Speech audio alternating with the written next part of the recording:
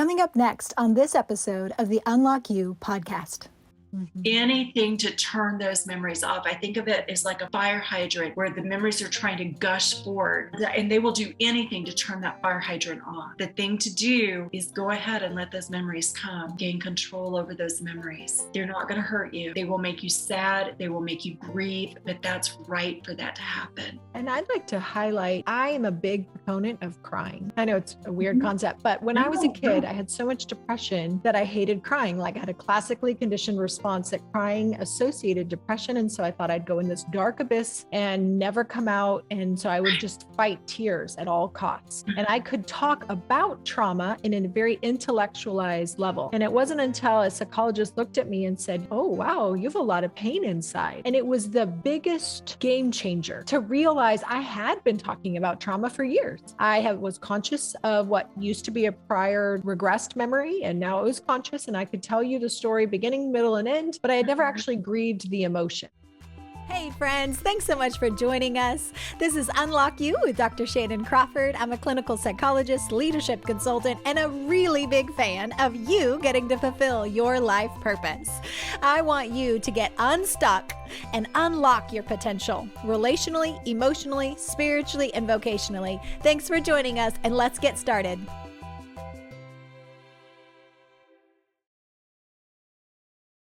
Hey friends, thanks so much for joining us. We are adding a bonus segment with Dr. Shannan Wolf, and we're going to talk about coping.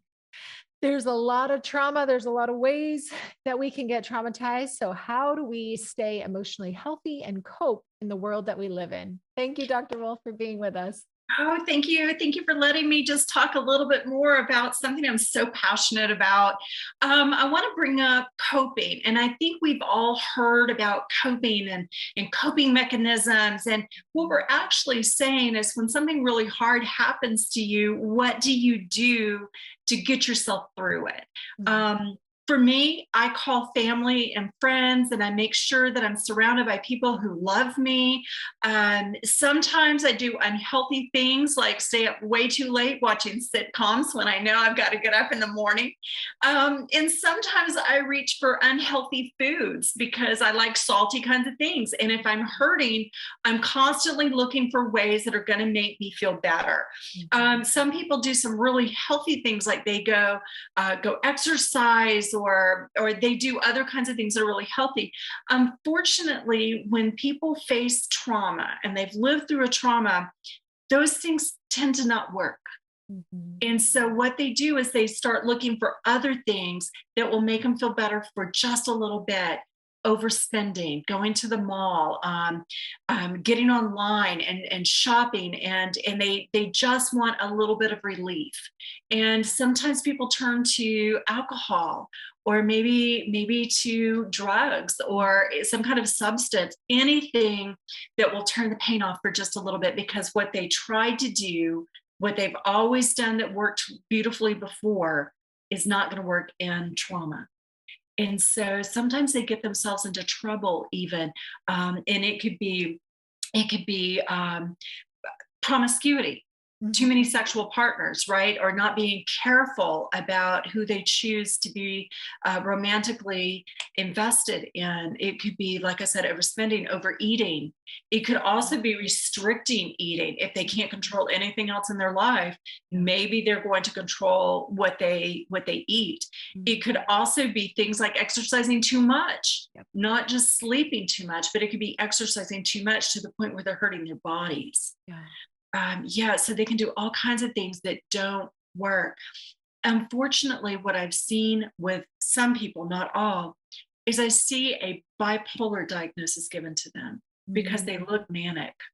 Anything to turn those memories off. I think of it as like a fire hydrant where the memories are trying to gush forward, and they will do anything to turn that fire hydrant off. So again, the thing to do is go ahead and let those memories come, gain control over those memories. They're not going to hurt you. They will make you sad. They will make you grieve, but that's right for that to happen. And I'd like to highlight, I am a big proponent of crying.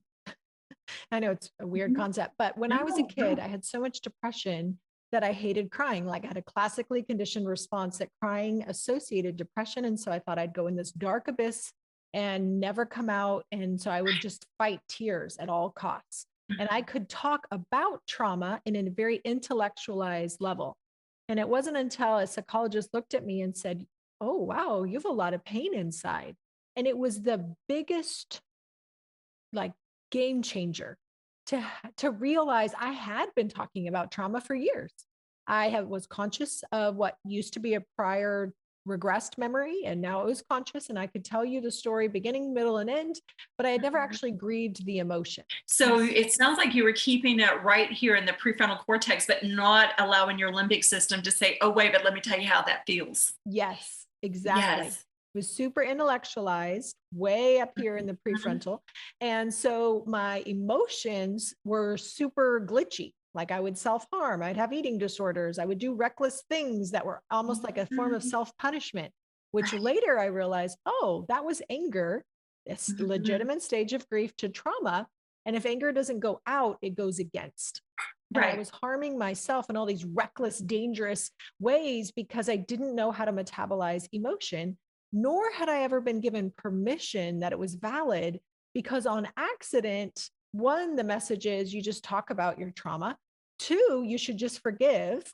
And three, I had a lot of, well, other people have it worse, or the person that did X, they actually had something even worse. So I always took the perspective of, man, I'm kind of like doing a really good job by loving them more than kind of even sitting in my own perspective. Now, I didn't realize consciously that I did that. I thought that was actually brownie points with God, that it's like, look, I can intercede for that person and not actually grieve and own my own anger and injustice and pain and sorrow. So while we have a society that wants the microwave approach and we just want to grieve and move through and, have these coping mechanisms, and coping is fantastic. But to Dr. Wolf's point, we do actually have to deal with the trauma. It's like keeping a malignant tumor on the inside and not resolving it and expecting that, drinking a smoothie, like it has vegetables, it has fruit, it's healthy. It's not the right cure, like that's never going to make a malignant tumor go away if I take an aspirin. That needs to actually be addressed and resolved both at the cognitive and at the emotional level. And so something I think is really important as you may be embarking on, and covering some of that trauma or emotion, is to realize there's alone crying, where you can even be sitting with somebody and yet you're crying like almost into yourself, like this feeling that nobody gets it. Nobody understands how bad this is. Or you can attachment cry. And so that's just the term I came up with, to just like focus on receiving comfort while crying or being angry. Again, growing up as a sweet, nice little girl, I thought anger was like forbidden. It was a sin. It's bad. I shouldn't feel anger.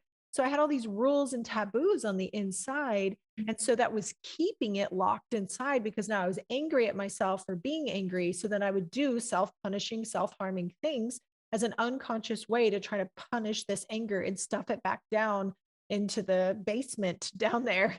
And so if you're in a season that tears are trying to surface, many times my clients will go, "Oh, I'm sorry," as they like have emotion. And I'm like, "Oh, no. We want that emotion." Like that is good. That's good, right? Like we want to put the regions of the brain back together. We want to create those synapse connections that where there's been a sever between head and heart, now we want to start merging and putting the appropriate emotion back together with the event.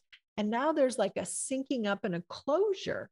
The cool thing is, it's when you get to the emotion or the limbic system back there with the amygdala, now all of a sudden the emotion lets you know what core lies and beliefs you've been believing. And so can I just speak a little bit about anger real quick? Okay. See, I think we can put anger on a continuum. And I think on one end of the continuum is what I call righteous indignation. How dare you do that to me? And that is healthy. That is healthy anger. I think sometimes it can slide down, on that continuum to a place where it gets messy and destructive. And so we want to stay away from that. that kind of anger, either anger turned inward where you're hurting yourself, maybe cutting or something else that's hurting you physically or emotionally or relationally. So we want to stay away from that. But we do want to stay on that end of the continuum where you recognize whatever somebody did to you, if it is interpersonal kinds of things, that was just wrong. And it's okay to say that was wrong. You should not have done that to me. How dare you? Yes. You also mentioned about forgiveness.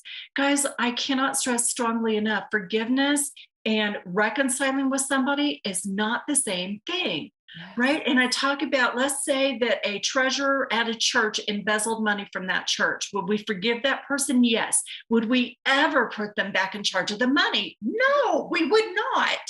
And so if somebody has been untrustworthy in their relationship with you, if they are not trustworthy with your physical safety or your emotional safety or your mental safety, do you forgive them?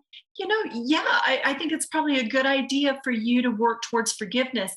Do you ever put them back in a place where they can harm you again? No, you do not. I don't know that God wants us to do that. I don't think that is a wise thing to do.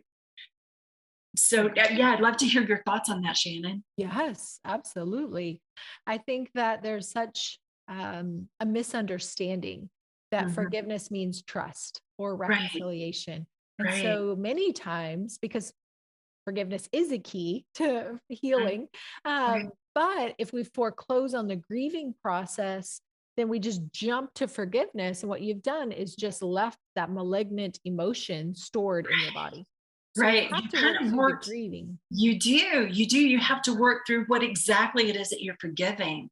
But also, I think for so many people, forgiving, while it is a part of the healing process, it's not going to necessarily make you feel better.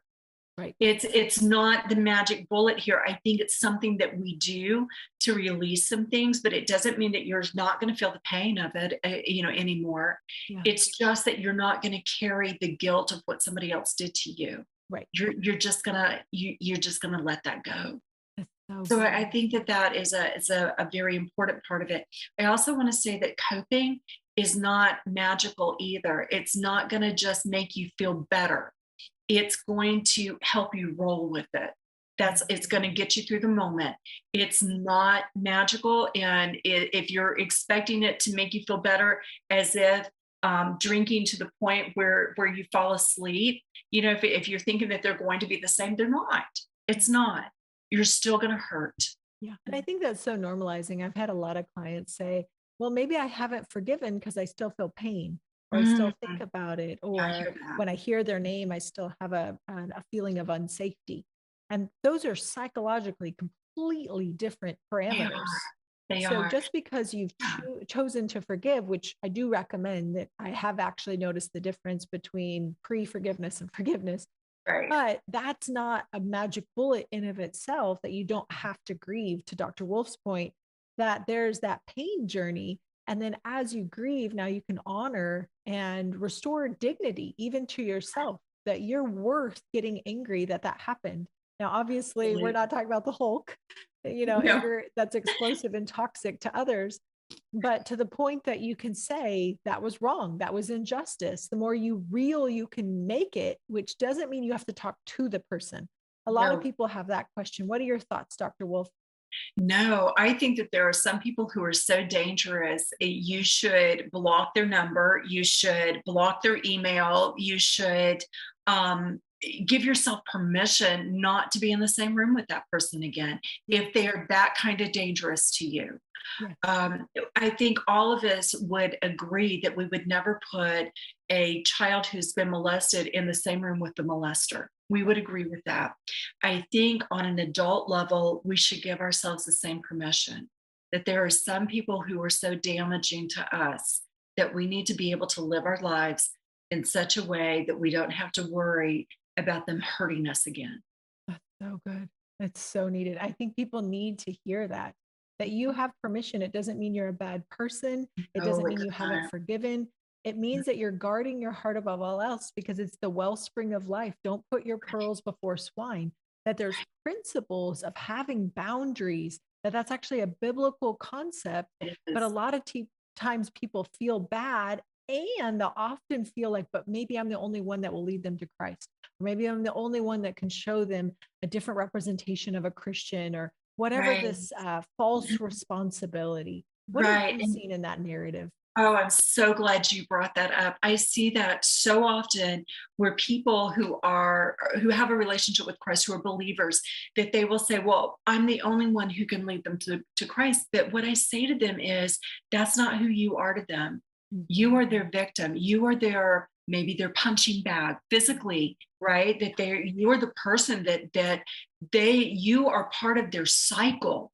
And for you to be able to lead them to Christ, you have to be outside that cycle, That's right? good. Yeah, and I'm not sure that that maybe that person is the person to lead them to Christ. Maybe they are, but they have to come from a place of safety. They have to protect themselves from this person. And I also wonder if maybe they tell themselves that to give their abuse meaning to them. Please expound on that. I think that Yeah, I've seen a lot of clients do. I think I think we all want to make sense of really bad things that have happened to us. And I think that when it's interpersonal violence, either emotional violence or physical violence, we try to make it mean something. So Mhm. it's easier for us to accept the things that have happened if we can say, but something good came out of it. Mhm. Right. And sometimes people will talk about eternal kinds of things, and what's more important than that which is eternal, right? Mm. And so I see people trying to, I call it mental gymnastics. They do mental gymnastics in order to find meaning. And if they can wrap God up in that meaning, they'll do it. Mhm. Even when God's saying, yep, nope, nope, that was not my idea. Yeah. And so we want to do the attachment crying, not alone crying, letting yourself feel the sad, the anger, all the things, release it out of your body in an attachment. So that could be someone physically with you, and it could be visualizing someone safe. So if you Mhm. had a grandparent, a parent, God, somebody that feels like a safe attachment, and then crying into their chest. The research is really exciting that even if it's not actually happening, but you believe what you're visualizing is happening, then it does release and have the same medicinal impact as if you're actually being hugged, and GABA is released, oxytocin is released, all these wonderful cuddle hormones that help turn off that sympathetic nervous response, now putting parasympathetic back online so the body can start to right the ship again. And so if you're in a state where emotion is trying to bubble up and everything inside of you is like, oh, make it go away, make it stop. How do I avoid this? How do I do more laundry and check more emails rather than pay attention? If you would give yourself margin and just say, it's okay. It's safe to let this emotion out as long as I'm doing it with compassion, because that's the medicine. It's not just that we cry for crying's sake. That's like the definition of depression. But if I can cry into a relationship, if you have someone safe in your life, a good friend that can give you eye contact and listen and hear and care, if you can get a good hug from like a grandparent or like a mentor or something that just like cares, if you can visualize crying, and sometimes I'll just put my head in visualize, put my head in Jesus's chest, and I'm just like, my pain matters. You're angry that this happened. You did not cause this. There is hurt here, and it's wrong, and it's injustice. And you love me, and you're in this moment with me. And the more that I just hang on to truth that God cares, He is not causing this, and my pain matters, I'll literally feel like this tsunami just start to clear out of my system. And it's like the little glitching stops, and there's like peace restored, almost like that clear after a storm, and the sky is like bright again. Any other last tips you'd give in our coping episode, Dr. Will? The things that I would say about coping is think through now. What are your ways that you cope? What are ways that are nurturing you and helping you be stronger? And lean into that. If you're doing some things in the moment just to give you a little bit of relief, maybe take a look at those and say, is that helping me get past this? Or is this keeping this going in some way? And maybe seek help for that. Yes, that is such a good, could you just say that again? Because I feel like there was so much weight on that, but your voice is so sweet and tender that I want to make sure people really hear it. Sure. What I'm saying is, look at the things that you're doing to try to make yourself feel better or to get through this. If you're doing some things that are helping you, some things that are nurturing you, continue doing them. If you're looking at the things that you're doing and there's some things that are harming you in some way, take a look at them and maybe get some help in trying to let that go, because it's keeping this whole process in place. It's not letting you move forward. It's not letting you get rid of the pain. It's actually keeping it there. That's such a good word. So there is hope, there is healing. And if you didn't hear, the way to reach out to Dr. Wolf, who is a doctor of psychology and licensed and specializing in trauma. How do people get a hold of you again? Shannan at southcliff.com, SOUTHCLIFF.com. And it's Shannan, SHANNON, because I know your name is spelled with an AN. Yes. We love you guys, and we will see you for the next episode. Bye. Hey, thanks so much for watching this episode of Unlock You. It is our dream to invest in you. And one of the ways you can do that is by getting more of the bonus material, the content, and to know about future events. Head to the website, drshannancrawford.com, subscribe to the newsletter, and you'll be the first to know what we're rolling out. And we want you to truly get unlocked so that you can thrive, not only for yourself, but also for the greater calling on your life. Let's link arms and do it together. See you in the next episode.